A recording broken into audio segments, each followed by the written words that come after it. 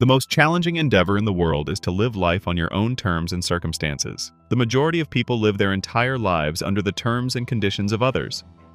They live according to their parents' wishes during their childhood.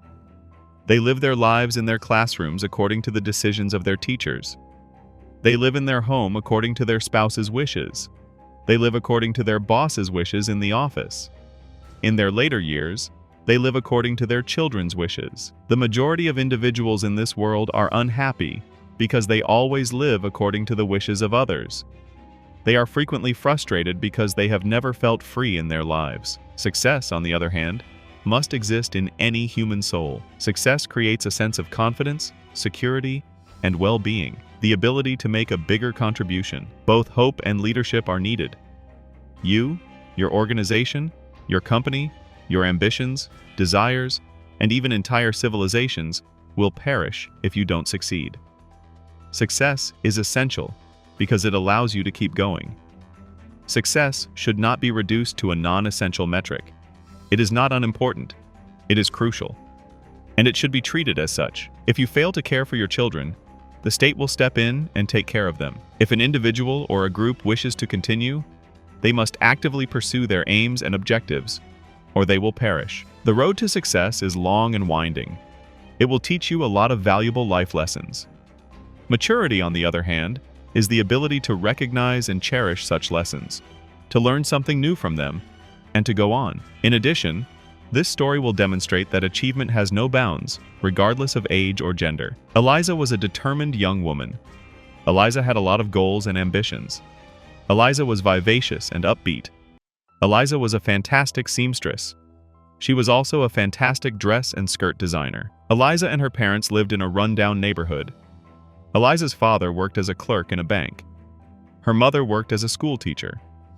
William was Eliza's father's name. Eliza was destined to be a doctor, according to William. He frequently told her that she needed to focus more on her studies. Eliza mentioned to her father several times that she wanted to take some sewing classes to improve her skills, but William flatly refused. Eliza, for example, hoped her father would hear her voice. God has given me a gift that I should put a lot of effort into it. Sewing is more than a pastime for her. It has evolved into a career. It allows her to make a lot more money. Creating new clothing designs is one of her greatest passions. She used to believe whatever he said. He may believe that such a habit will distract her from her studies. However, she believed that frequently practicing her hobbies provides her a lot of motivation and endurance to recall her lessons by heart. Hobbies are very important in our lives. Having a passion that we enjoy enriches our lives and provides us joy.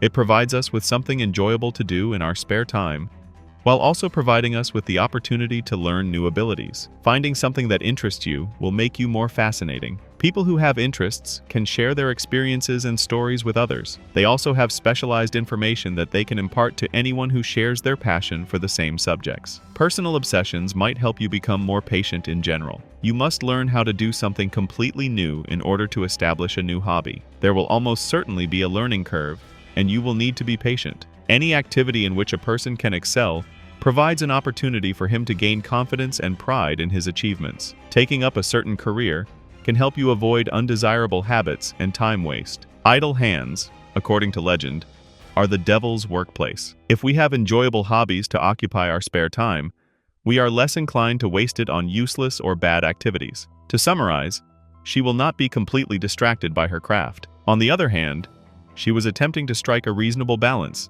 and she intended to study hard in order to advance in her career. She pledged to help everyone realize her goal of being an excellent doctor. William was adamant about his point of view. Sewing, he realized, offered no advantages. Instead, it has a slew of negative consequences. Eliza, according to William, has no choice but to obey her father. Eliza's mother was a sourpuss with no personality. She never tried to persuade her husband that Eliza's fixation should not be prohibited. She remained deafeningly quiet and unresponsive. Julia, in reality, exemplified the stereotypically naive mother who never tried to defend her daughter's passions or interests. Eliza was unaware of this until she was older. Eliza appeared absolutely helpless and irritated as a result. Eliza grew sluggish and despondent. She has a lot of exam failures. Eliza is severely chastised by William for failing to attend her classes. Eliza rationalized her inaction by claiming that she lacked authority. She went on to say that she wanted to be illiterate and jobless for the rest of her life. William was taken aback by his daughter's sudden shift in attitude. Eliza used to be a lively and active young lady, but her father's disregard for her needs turned her into an idle and aimless young lady. Simultaneously, Eliza's cousin Roberto approached William and requested permission to marry her. Roberto was a well-paid man with nice manners. Eliza concurred. Roberto, she reasoned, might be the start of a new, bright life for her. Eliza wasn't in love with Roberto, but she reasoned that she wouldn't be with any other man. Roberto has adored Eliza since they were children. When he grew up, he intended to marry her. Roberto and Eliza tied the knot. Roberto appeared to be a loving and caring husband. He assisted Eliza with anything she asked of him. The one flaw in Roberto's character was that he, too, refused to accept that Eliza would take courses to enhance her talent, especially when Eliza became pregnant. Eliza's true achievement, according to Roberto, was in her good parenting of her children. Eliza tried to persuade Roberto to change his views by stating that she wanted to pursue her aspirations in the manner she desired. But Roberto had the same hard hat as William.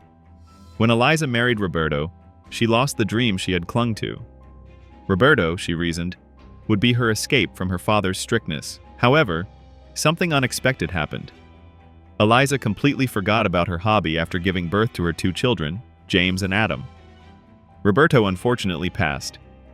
Eliza needed to look for work. She was employed as a cleaning lady. Eliza was able to raise the funds required for James and Adam's education. The guys matured. They also married upper-class women. Eliza had grown old and had to live on her own. James informed his mother that she would have to move in with him in his large home.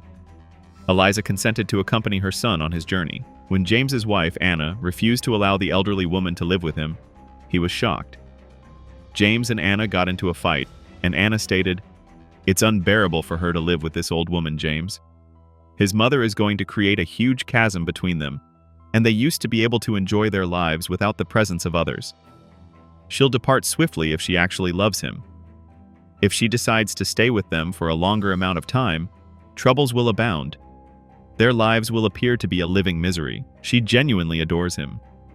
No one is going to be able to damage their lives or their love. For that problem, she had a decent solution, and she can ask the brother, Adam, to take her in and raise her as his own." James was perplexed. James was torn between his maternal feelings and his actual feelings for his wife. Finally, James made the decision to approach his brother Adam to let Eliza reside with him. Adam said that he couldn't bring his mother to stay with him, since he and his wife would be traveling at any time, and that taking old Eliza on their excursions would be difficult because she was frail. James had given up until Anna suggested that he take the woman to a nursing home to reside. Eliza was taken aback when she received the news from her son. Eliza had not anticipated her son to treat her in such a humiliating manner, as if she were a burden to them. "You and your brother," she said, "are callous, thankless sons." Eliza had no choice but to go to a nursing home because she had no relatives to care for her. Eliza lived quietly in the nursing home while her two sons demonstrated their ungratefulness. It was Eliza's last chance to enjoy stitching without interruption.